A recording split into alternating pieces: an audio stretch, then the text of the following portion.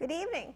Welcome to this episode of Prophecy for the Last Hour. My name is Liz McGee, and I am your host, and this is episode 81.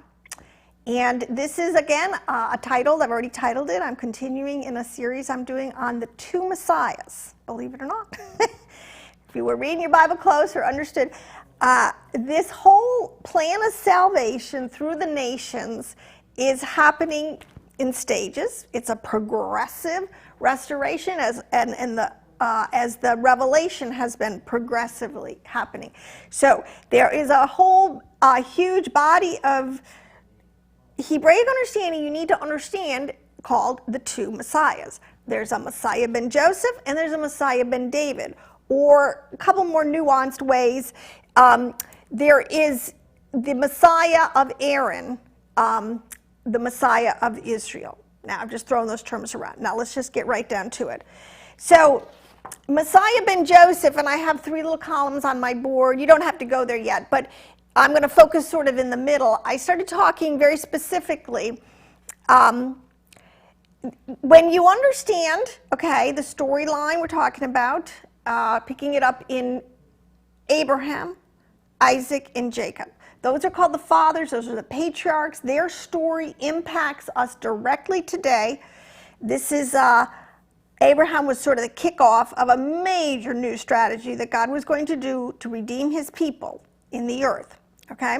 Now, most people understand that Messiah has many, well, I like to put it this way, he wears many hats, okay? This is something you really got to understand.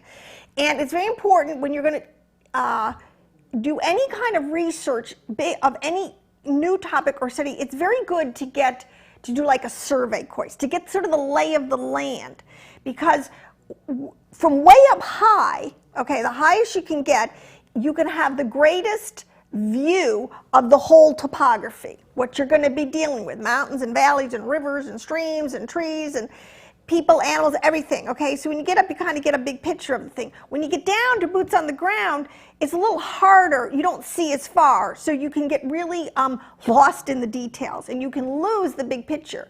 In the Bible, like anything else, if you lose the big picture and you forget what you're looking at, it's very easy to get lost. Okay, so one of the main things that God is doing today, and it's called the restoration of all Israel, is he's getting people back up to getting to the big picture, to see the whole thing, the whole plan of salvation all the way down the ages in a fresh new way, because so many texts are coming back to us, like the Dead Sea Scrolls, things like that.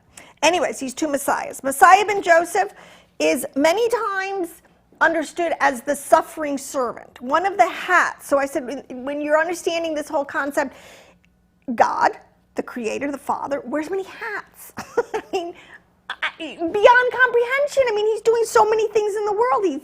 He's got a physical universe that he's created that keeps running. He's got all these other worlds, because there are other dimensions. I mean, he's just wearing tons of different hats. When you get down to Messiah, his son, let's say the Son of God, same thing. He's wearing many hats, okay? I mean, I'm a mom, or let me say I'm a person, right? A female. I wear a lot of hats. I'm a wife, I'm a mother, I'm an artist, I'm a friend, I'm a daughter, I'm all these things, okay? So you have to be able to switch to the different hats, and you've got to track and keep, I don't know why I go all these big explanations. You kind of got to keep the words. So if I'm an artist, and I start talking about what I'm cooking my kids for breakfast, the two don't relate to each other, really. And it gets very confusing, and what's the point? Okay, so if I'm going to talk about my artist work, I'm going to use artist terms. And if I'm talking to to other artists, we're doing a shop talk thing, we go back and forth and understand each other. Okay? So this is kind of an important concept to understand. But these two Messiahs. Now, I started last week, too, and I was kind of unfleshing the Targums, okay, which you get a lot of information out of the Targums, and go Google, I'm not even going into what it is. But I wanted to start here because there is,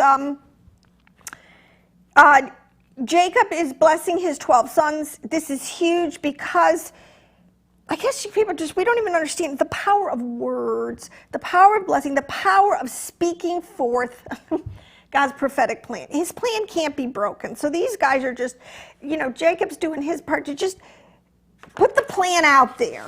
okay? And it's going to go and it's going to do its thing, all right? But what he does is it's like a river. He kind of splits it into all these little tributaries. So, okay, so if you're going to, you got now all of a sudden he's got this whole big redemption that God's doing, and he's all of a sudden split it with his sons into these little tributaries, and one of them is going to take this little priesthood thing down the river, the other one's going to take the shepherd thing, the other one's going to take the king, okay? So what I'm trying to say is you have to stay and you have to track with these. So, because a lot of this stuff too is, I want to say, God is in a war. He's in a very intense, high stakes, really, war against powerful enemies. We're caught up in the middle of it. We war, Paul said, principalities, power, spiritual wickedness, whatever. Okay, so when Jacob blesses his sons, this is an important concept. I want to lay this foundation. He gathers them together and he says, and I will teach you, he's talking to 12 boys, he's going to give them the concealed end, the secret mysteries, the recompense of reward for the just, and the punishment of the wicked. Okay? Those are all, again, different hats, different things. They mean different things. So the concealed end, it's basically, this is, God is saying, he doesn't lay all his cards out on the table. Some of it's very hidden, very deep. You got to go real deep to kind of get this stuff, and a lot of it isn't totally revealed until it's time, like Paul with the Gentiles. It was time. Okay? The recompense of the reward for the just, we will be rewarded, the just, and the wicked will be punished. And there's another little clause in here, the blessedness of Eden in one translation. So this is from the Jerusalem Targum. In another Targum, it was referred to as the Eden's bower. And I'd never heard that before, and I looked it up, and I was like, oh my gosh, we wouldn't even go there. Okay, but anyways. So what this boils down to in another translation of another Targum, so this one's very fleshed out. Another one just says, but because thou hast sinned Reuben was one of the oldest son, and the story is he didn't get the birthrights. He didn't get anything, really. He got some blessings. But because of his character failings, Yahweh said through his father, look, it's going to go this way. The birthright is going to be given unto Joseph. The kingdom is going to go to Judah. And the priesthood is going to go to Levi. Now, that is absolutely fundamental to understanding what has been going on for the last 4,000 years, or the last 4 days. And particularly, I'm always focused on the last 2 days since Messiah, 2,000 years in which we live. Okay? Now, to make my premise, so you have to understand what's going on with the priesthood and how did that flush out. Who is Messiah ben Joseph, which is coming through the storyline, the archetype stories of the lives, the prophetic lives that are being lived through Joseph, and then David. David gets the kingdom, okay, and what that means. Now, this is an interesting fact. There was a Dr. Karl Skorecki, okay, he was a Kohanim he was a Kohanim, which is a priest. He was of the Levitical priesthood. He had European parents, and he was attending synagogue one morning. I'm just going to tell this story real quick because I want to make a point. The Kohanim that was called up that morning for the Torah reading, if you understand, I won't go into how they do their whole service, okay? So a Kohanim of a shepherdic background, okay? Now he's a Kohanim of Eastern Europe, and all of a sudden, for the Torah reading, they call on a Jew of a shepherdic background, totally different people group, totally different gene pool comes up, whose parents were born in North Africa.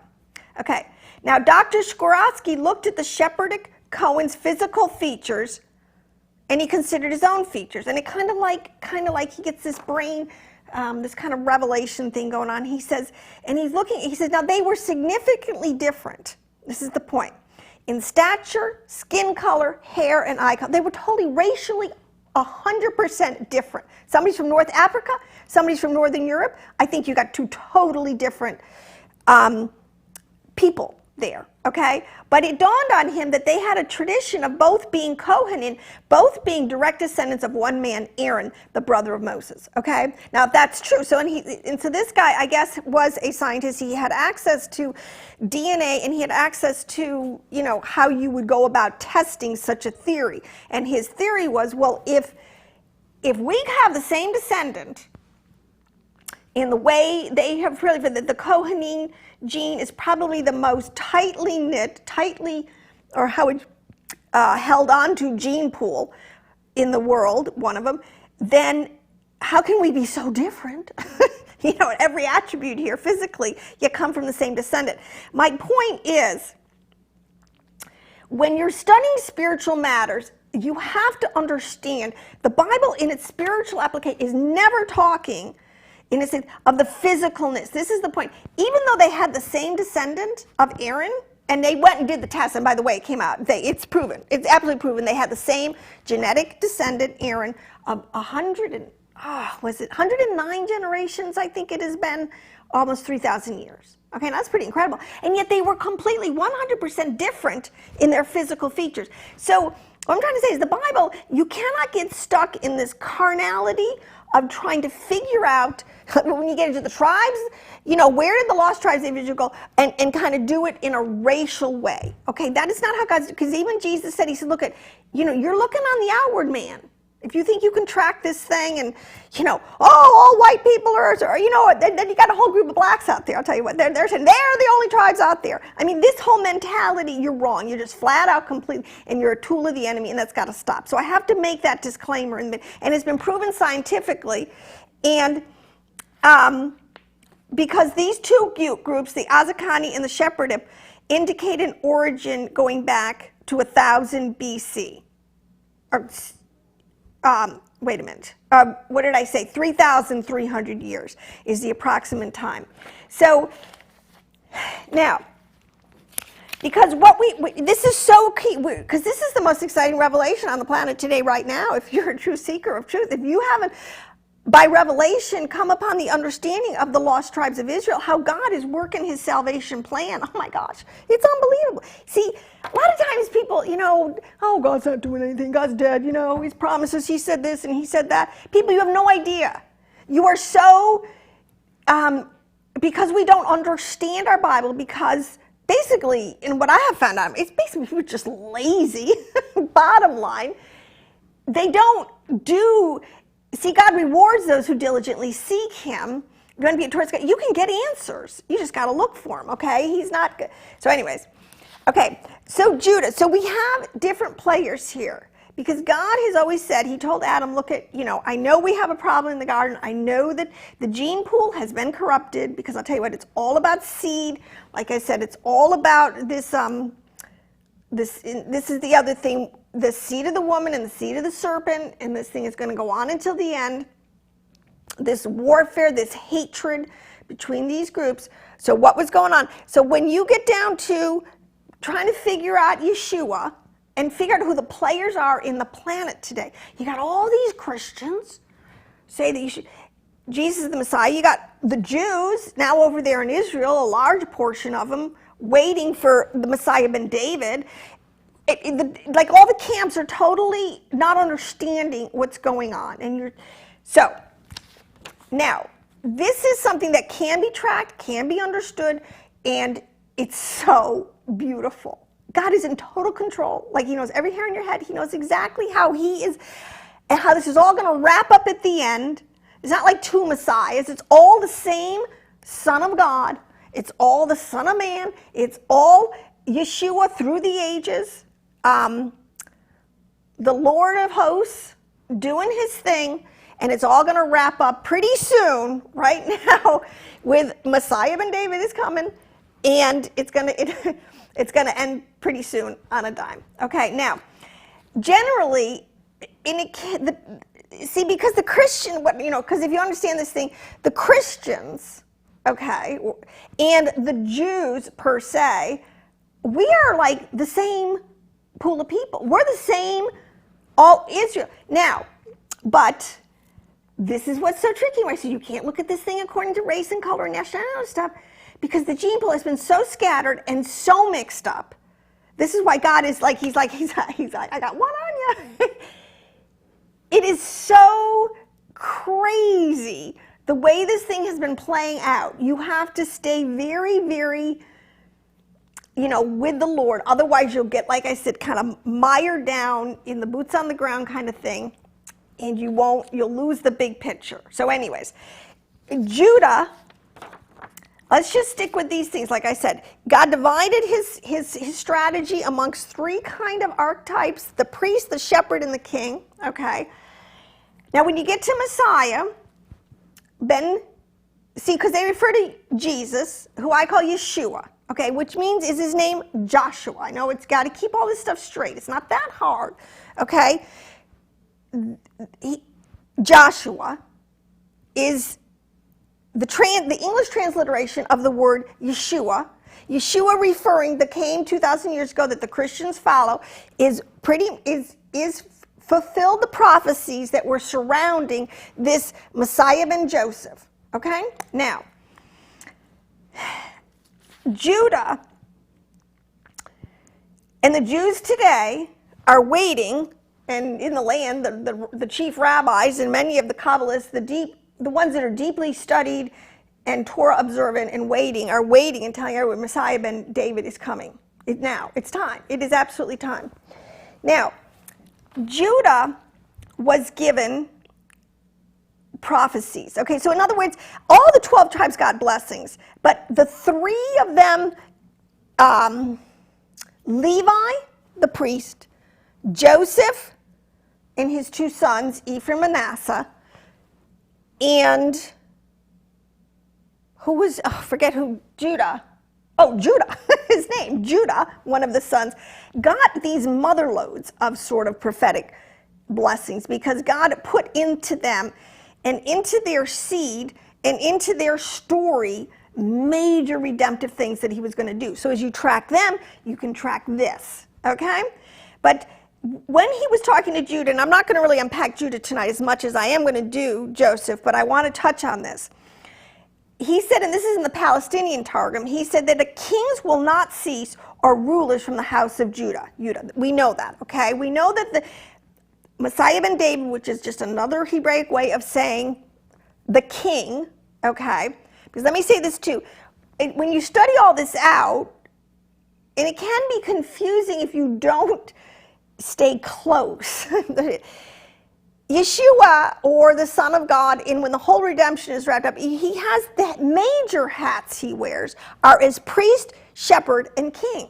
Okay, there's a major, now he's got a ton of epithets and he does a ton of things, but majorly, it's the priesthood, he's a shepherd, and he is a king. Okay? Now, Judah received the promises and the understanding that from their genetic seed line would come this king, this Messiah ben David, okay? But that's not all. And this is what one big piece of the puzzle that we have lost, that we have to reclaim. And why, right now, why Paul would make a statement, he said this to the Gentiles as he was going out, on his sort of mission to the lost tribes and the Gentiles. He said, remember something.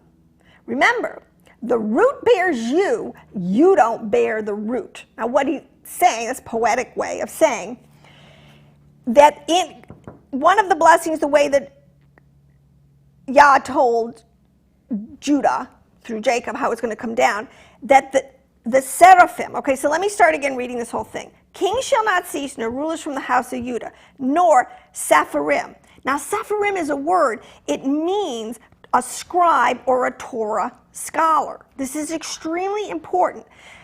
Or it says the Sepharim, the teaching of the law from his seed. This is like the other half of the coin about Judah that a lot of Christians, we don't understand. That's why you cannot leave your Hebraic roots. This is what Paul was referring to in Romans 9:14 when he said, if I could do anything to get my brothers, my kin, my tribe people, because he was specifically referring, Paul was a Benjamite, that Benjamin and Judah and some Levites literally, genetically, at the time, made up the southern kingdom, predominantly, okay?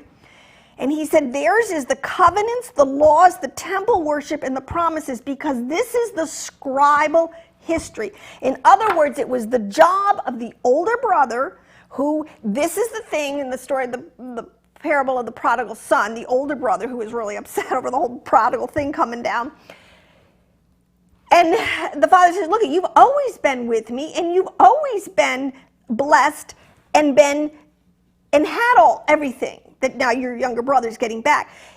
And this is the point. The scribal responsibility, and God just did it because he knows the future. They're going to get scattered.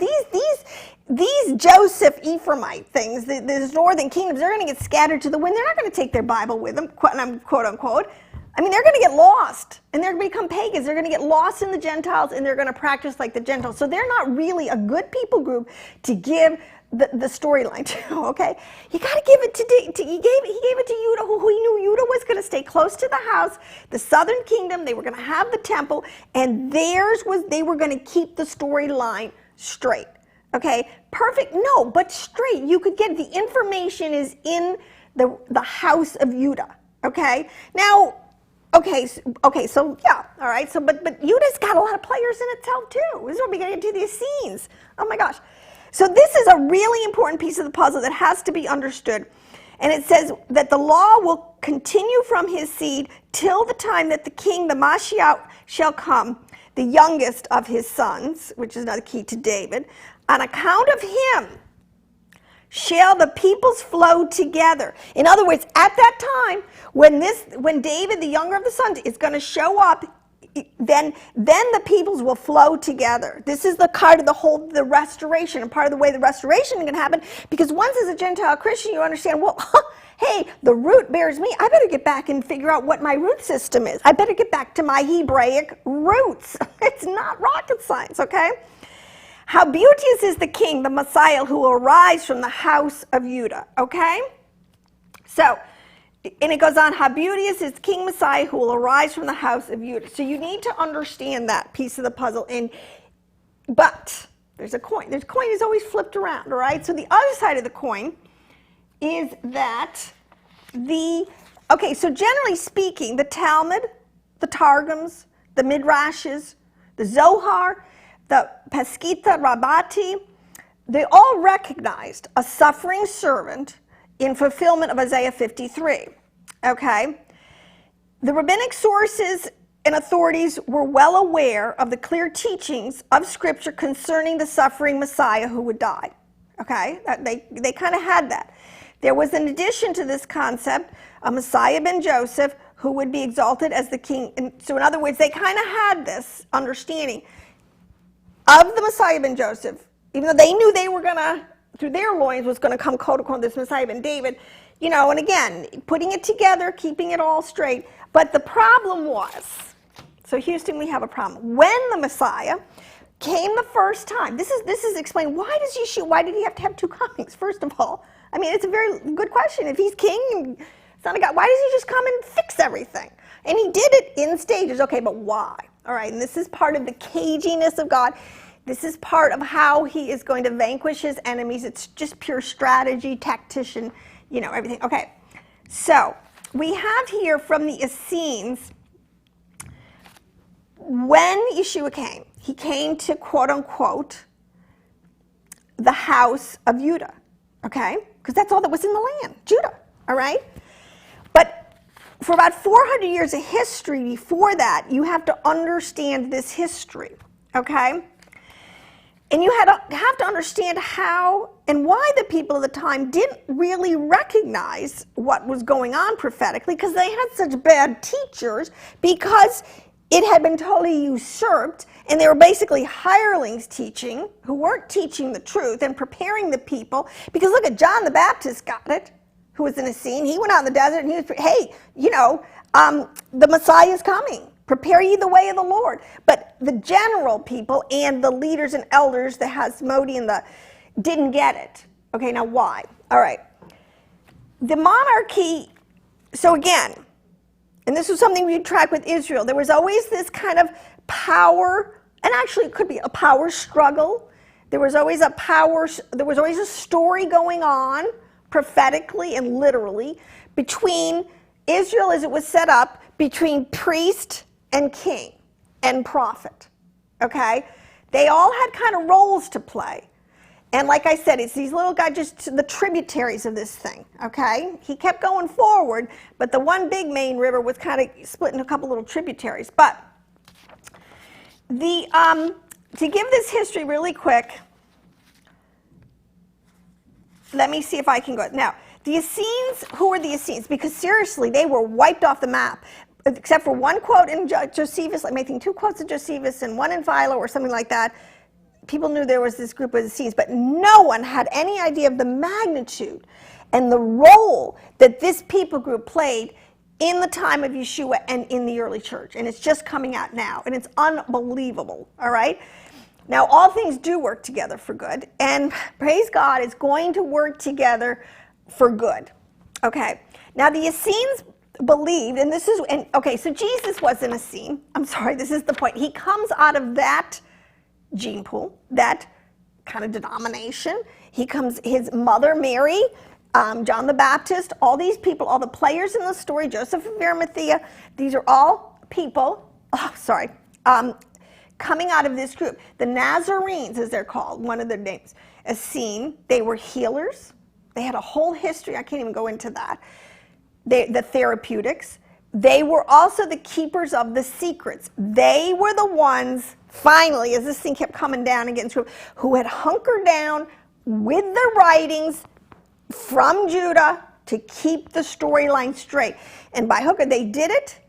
That's why they were deep Torah scholars. They got it. They believed it. They practiced it in many levels, between not just in the, but they were communal. They were healers. They were called the pious ones in Israel. They were numerically, they were probably the 3rd largest group, because I think they were the last. Then you had the Pharisee class, and then you had the Sadducees, who, but they were totally known at the time. These would be like the holy people. These were the ones who were really, they weren't messing around, okay? And they did have a very good reputation. They were always helping the poor. But so anyways, I don't want to go into too much of this, okay? But their rituals, they were prophetically faithful to the prophetic structure of community living that would give the biggest picture prophetically of these different priest, shepherd, and king typologies, okay? Because they get into, and if you don't understand, when you get into the writings, it's like, why are these people doing these things? Because they get it, okay? Now, once the monarchy had disappeared during the Babylonian captivity, okay, so if you know your story, Judah, the southern kingdom, was taken into captivity in Babylon. When they came back to the land, they came back as a vassal state. They were never allowed to have a legitimate king of David on the throne again. They had vassal kings, and that was their history all the way down.